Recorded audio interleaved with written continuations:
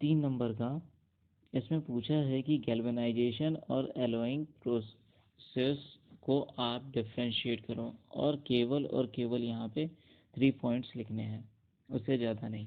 तो आपको पता होगा कि गैल्वेनाइजेशन में क्या होता है, एक थिन लेयर चढ़ा देते हैं आयरन मेटल पर। किसकी थिन लेयर किसकी होती है? जिंक मेटल की। जिंक की हम लोग आयरन पे एक थिन लेयर चढ़ा देते हैं ताकि आयरन पे रस्ट ना लगे। क्यों चढ़ा देते हैं? ताकि आयरन पे रस्ट ना लगे। इसी को हम लोग क्या कहते हैं, इसी प्रोसेस को हम लोग क्या कहते हैं? गैल्वेनाइजेशन। एलोइंग प्रोसेस क्या होती है? एलोइंग प्रोसेस होमोजीनियस मिक्सचर होता है दो या दो से अधिक मेटल का या नॉन मेटल का। इसकी हम लोग होमोजीनियस मिक्सिंग करके इसकी प्रॉपर्टी को प्योर स्टेट मेटल में चेंज कर देते हैं, और ताकि और साथ ही साथ इसमें इस तरीके की व्यवस्था करते हैं कि उसमें रस्ट ना लगे। उसमें क्या ना लगे? रस्ट ना लगे। जैसे कि आप देखते होंगे कि आपके घर में यूज़ होती है कढ़ाई या कुकर, उसमें कभी भी जंग नहीं लगती है। जंग बोले तो रस्ट। ओके,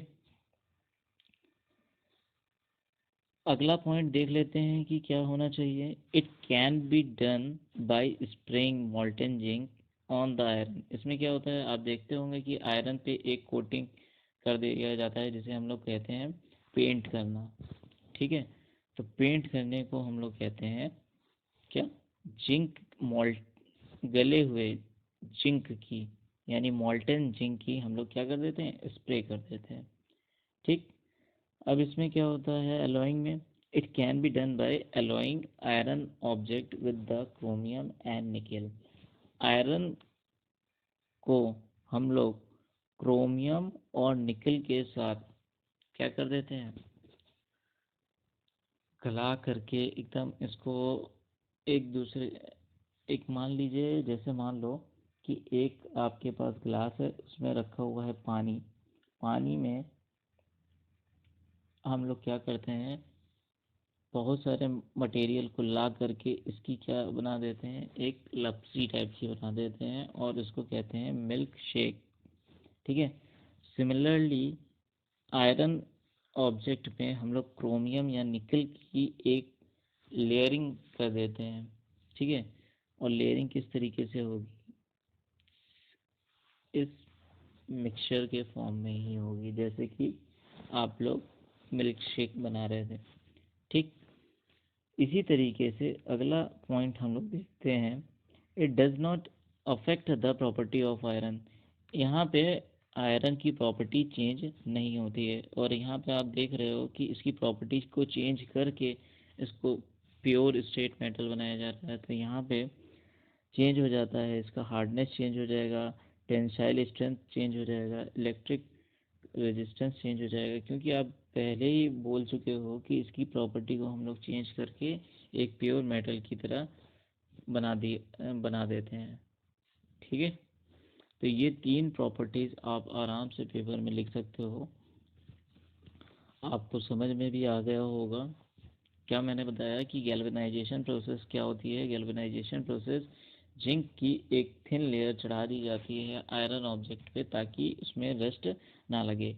और एलोइंग क्या होती है? एलोइंग होती है कि होमोजीनियस मिक्सचर होता है दो या दो से अधिक मेटल का या नॉन मेटल का, जिसकी प्रॉपर्टी को चेंज करके प्योर मेटल के में चेंज कर दिया जाता है, ताकि और इसकी रस्ट ना लगने की पावर को बढ़ा दिया जाता है।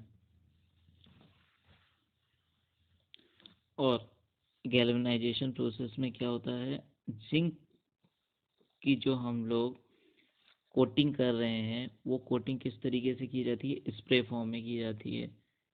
ठीक है, और एलोइंग में क्या होती है?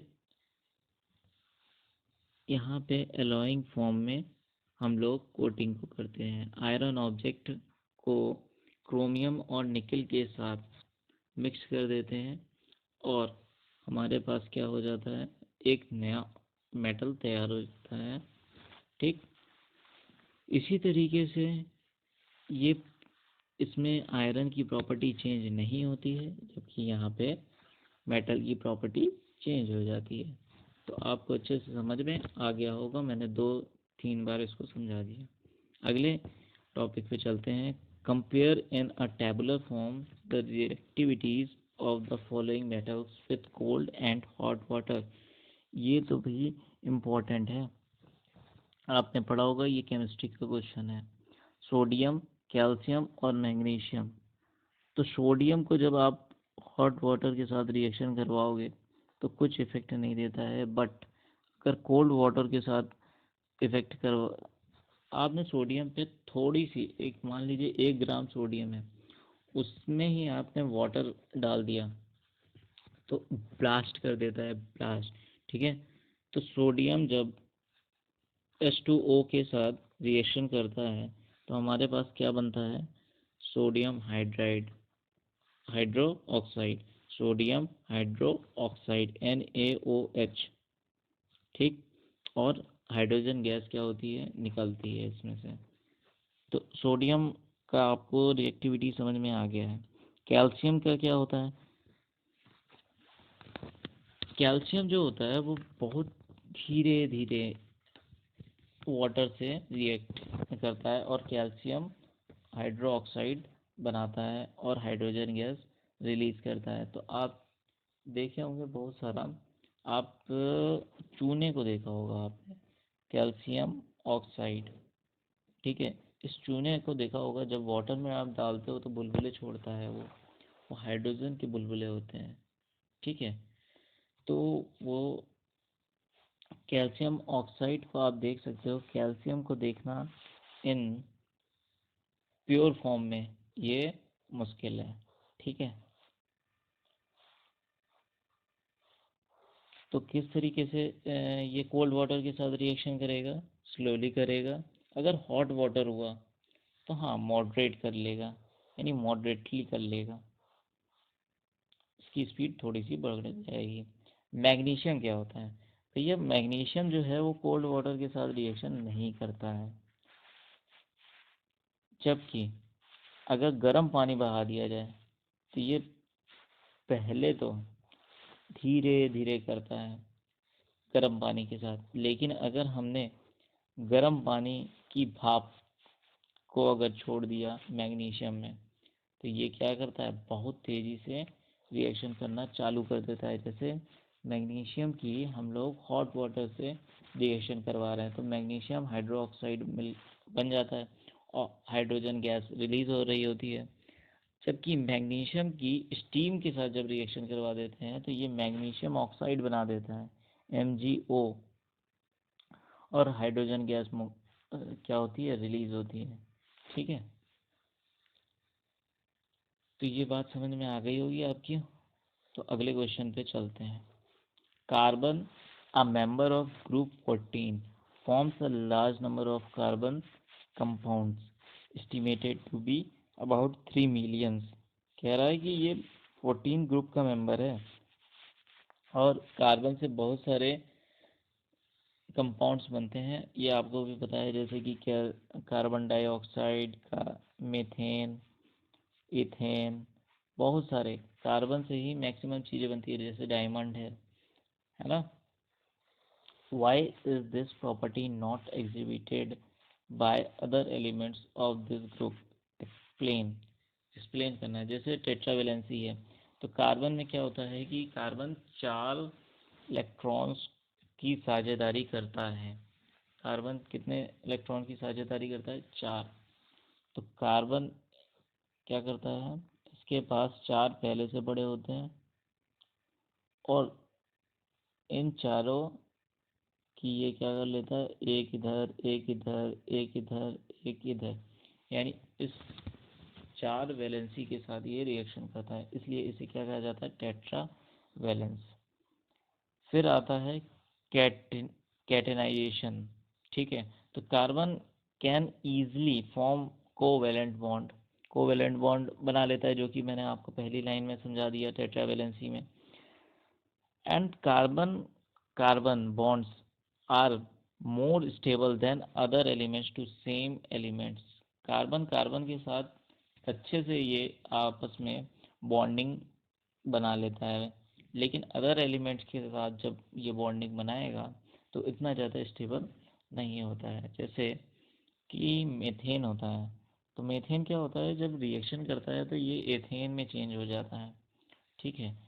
तो इसलिए जबकि कार्बन डाइऑक्साइड है, कार्बन डाइऑक्साइड एक बार बन गई तो देखो यहाँ पे भी कार्बन अलग हो जाता है, ऑक्सीजन अलग हो जाता है, ठीक। कोक, कोक में भी आपने देखा होगा, तो कोक क्या होता है, सिंपल से एक कार्बन ही होता है, ठीक। यहाँ पे ये चेंज नहीं हो रहा होता है, ठीक।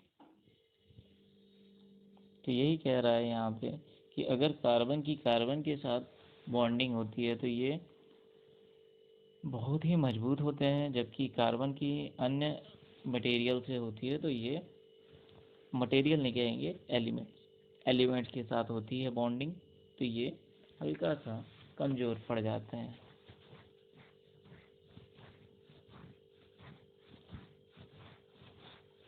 ठीक।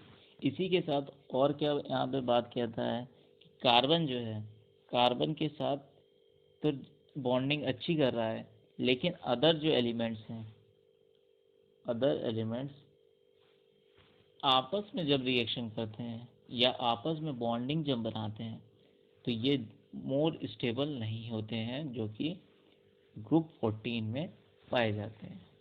ये बात भी इसने कैटेनेशन में बताई है, ठीक। आगे क्या है कि formation of multiple bonds, carbon क्या करता है कि carbon can form not only a single bond but also it can form double or single bonds with same or different elements। Double और सिंगल बॉन्ड दोनों बना लेता है ये, जैसे ऑक्सीजन है, ऑक्सीजन को चाहिए होता है दो, तो ये कार्बन क्या करता है कि भैया ले, तू ऑक्सीजन ले ले, फिर यहाँ से इसके पास दो यहाँ पे पड़े हुए हैं तो इस वाले ऑक्सीजन को भी दे दिया, तो यहाँ पे क्या बन गया, डबल बॉन्ड बन गया, ठीक है। तो डबल बॉन्ड भी बना लेता है और सिंगल बॉन्ड भी बना लेता है। तो since these properties are not exhibited by other elements of this group, therefore the number of carbon compound is very large as compared to other elements of group 14। तो केमिस्ट्री का ये question था कि कार्बन जो है वो group 14 में का एलिमेंट है और अदर इससे बहुत सारे कंपाउंड बनते हैं, जबकि अदर एलिमेंट से इतने ज़्यादा कंपाउंड नहीं बनते हैं। तो आपने क्या सीखा, क्योंकि कार्बन जो है वो टेट्रा वैलेंसी रखता है और ये सिंगल बॉन्ड भी बना सकता है और डबल बॉन्ड भी बना सकता है, और साथ ही साथ कार्बन की अगर कार्बन के साथ रिएक्शन होती है तो ये बहुत ही बेहतरीन बॉन्ड बनाते हैं, यानी मजबूत बॉन्ड बनाते हैं, और साथ ही साथ ये अदर एलिमेंट के साथ भी जब रिएक्शन करता है तो अच्छा बॉन्ड बनाता है, जबकि अदर एलिमेंट्स अपने ही साथ वाले एलिमेंट्स के साथ रिएक्शन करके इतनी अच्छी बॉन्डिंग वाले नए एलिमेंट्स का निर्माण नहीं करते हैं, ठीक है। ये भी एक कमी रह गई जो कि कार्बन के पास ज़्यादा थी, यानी पॉजिटिविटी, इसकी पॉजिटिव कैरेक्टरिस्टिक थी, यानी पॉजिटिव प्रॉपर्टी थी, जिसके कारण कार्बन ने ज़्यादा से ज़्यादा दोस्त बनाए, क्योंकि इसके नेचर अच्छे थे, इसलिए इसके देने की क्षमता अच्छी थी, क्योंकि ये डबल बॉन्ड बना ले रहा था, दो दो इलेक्ट्रॉन्स दे दे रहा था, भाई तू भी ले ले दो इलेक्ट्रॉन, तू भी ले ले, मांग नहीं पाया। इसलिए जो ग्रुप 14 में अदर एलिमेंट्स थे वो ये काम नहीं कर पाए, वो थोड़ा ईर्ष्यालु टाइप के रह गए, इसलिए इनके ज़्यादा से ज़्यादा कंपाउंड्स नहीं पाए जाते हैं। तो बात समझ में आ गई होगी आप लोग को अच्छे से, क्या क्या यहाँ पे डिफ्रेंशिएशन था, ठीक।